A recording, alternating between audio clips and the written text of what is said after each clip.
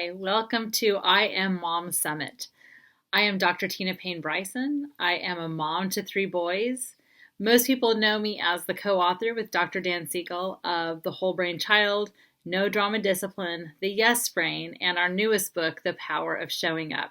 I'm also the founder and CEO of an interdisciplinary clinical practice in Southern California called the Center for Connection, where we are a multidisciplinary team that all work together to help kids and families thrive across the lifespan. I am so excited to talk to you today about my newest book with Dr. Dan Siegel called The Power of Showing Up: How Parental Presence Shapes Our Children's Minds and Brains. I can't wait to share this with you because there is so much parenting information that just comes streaming at us all the time. All these things we should do, all of these things that we are not doing that we maybe feel guilty about, or things that just confuse us. And what I love about The Power of Showing Up is that what Dan and I do is share with you decades and decades and decades of science across many different cultures that talk about what is the one thing our kids need most from us. And the answer is pretty simple. They need us to show up, to be present, to be really in the moment with them. And this is all based on this science that asks, what is the greatest predictor for how well kids turn out? And the answer to that is that they've had secure attachment with at least one person. Well, what does that mean? Secure attachment is a mammal instinct. It's an inborn drive that pushes us to go to our attachment figures, our caregivers, especially when we're in times of distress. So what that means is that if I'm a little baby lion cub and I see a predator coming toward me, or I hear a scary noise, or I get hurt, my biological instinct from my attachment system takes me to go run to my attachment figure who will help me be connected and protected in order to ensure my survival. So that's what the attachment system is really about, is increasing our chances of survival. It's a deep instinct within all of us as mammals. So how is it that we provide secure attachment to our kids? Well, what does that mean? Dan and I like to talk about the 4 S's. Providing secure attachment to our kids comes from not being perfect. It comes from really giving our kids good enough parenting where predictably they can count on us to help them feel the 4 S's. Safe, seen, soothed, and over time, repeated experiences, not perfect, of feeling safe, seen, and soothed lead us to that 4th S, secure. And what that 4th S is really about is not so much like, I feel secure about myself, but rather, I have wiring in my brain that securely knows that if I have a need, someone will see it and show up for me, who will give me a responsive, sensitive, and timely response when I need it. Someone will show up for me. Now, that can be really difficult to do. It's a simple idea. Show up for your kids, be present, help them feel safe, seen, soothed, so that over time they can develop security. But it can be really hard to do, particularly a huge portion of the population did not have secure attachment with their own caregivers. But here's a path of hope that the research leads us to, which is you don't have to have had it from our own parent in order to provide it to our children. The key is that we reflect on those experiences and say, gosh, my parents didn't help me feel safe. They didn't see me at all. I was totally on my own. No one helped me when I was upset. Those kinds of experiences, and say, that was hard for me. I didn't get what I needed. And here's how it impacted me. And here's how I've wrestled with it. I've reflected on that, or I've gone to therapy, or I've journaled about that, or I struggled with that and had to learn some things in relationships. And that when we have this coherent narrative where we reflect on those experiences, it actually changes us so that we can start providing the 4 S's to our own kids. So that's such a message of hope, is that our early relational experiences that wired how our brains come to expect relationships to be is important, but it's not destiny. History is not destiny. That the moment we begin to start making different kinds of experiences for our kids, and when we start reflecting on our own experiences, we can actually start providing new experiences for our kids that help them feel more safe, seen, soothed, so that they can build security over time. So let's talk about a couple of practical strategies for what this means. The first is, maybe I should actually describe the 4S's a little bit more. Safe, there are some obvious things. Obviously, we want to keep our kids physically safe. We want to make sure they're in car seats and that they're safe around pools and those kinds of things. But we are talking about something a little bit deeper, which is that when our attachment drive to go to our caregivers when we're in distress is present, which it is for all of us as mammals, what happens when our caregiver might be the source of our fear or the source of our terror or even our physical pain? That can actually create a lot of confusion in the brain. One drive says, go to your attachment figure to be safe, but the other one says, get away from what's dangerous, if the caregiver is the one that is providing the terror or the fear. So the first thing is, we can reflect on ways in which we might frighten our children.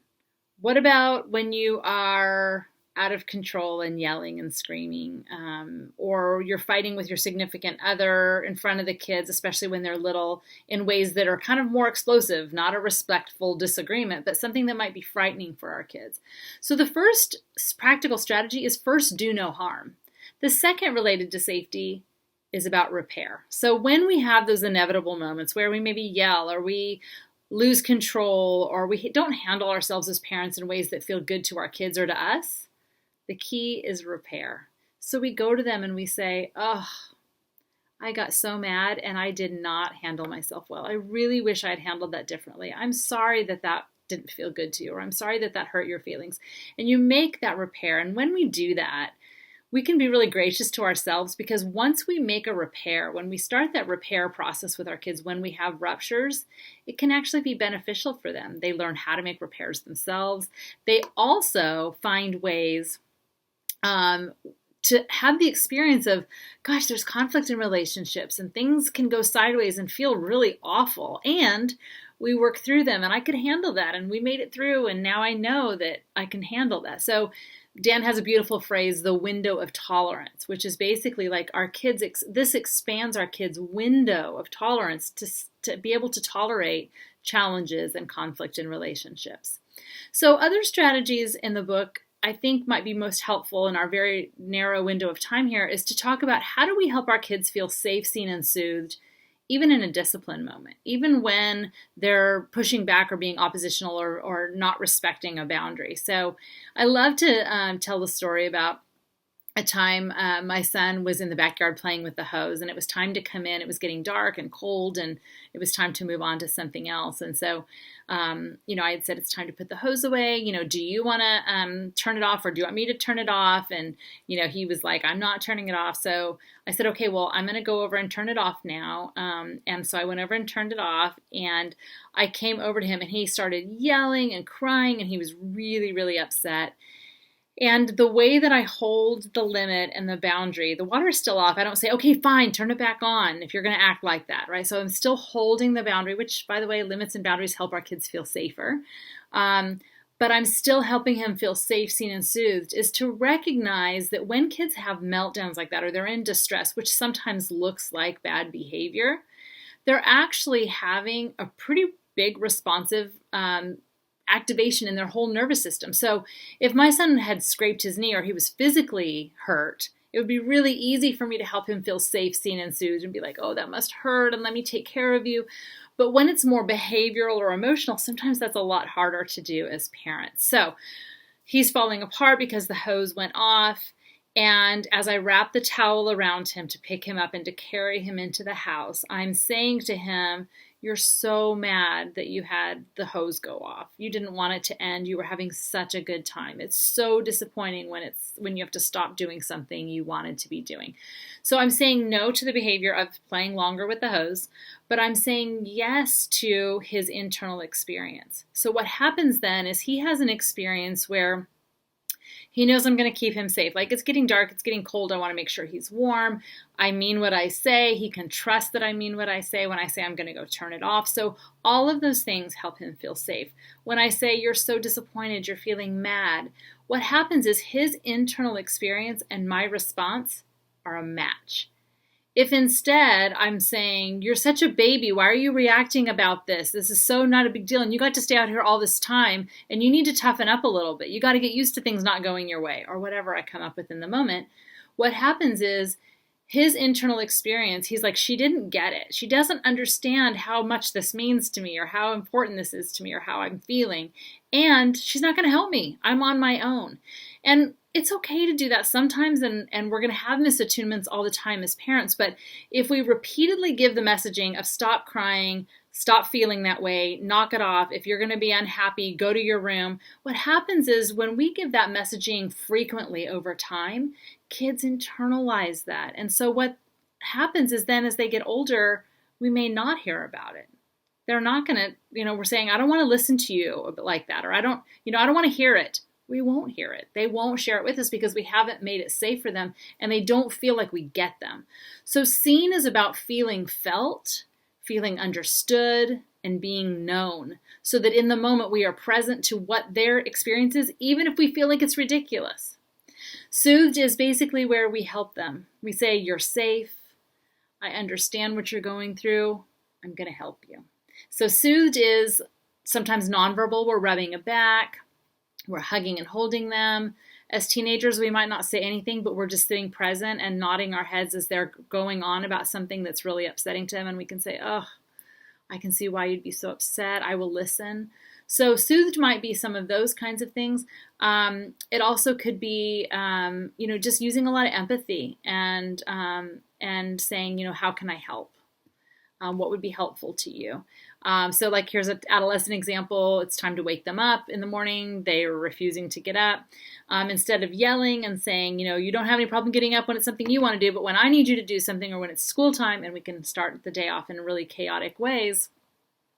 Instead, if we go and we put our hand on their arm or rub their shoulder a little bit and say, it's so hard to get up when you want to sleep. I hate it when I have to do that. How can I help you get up and get going?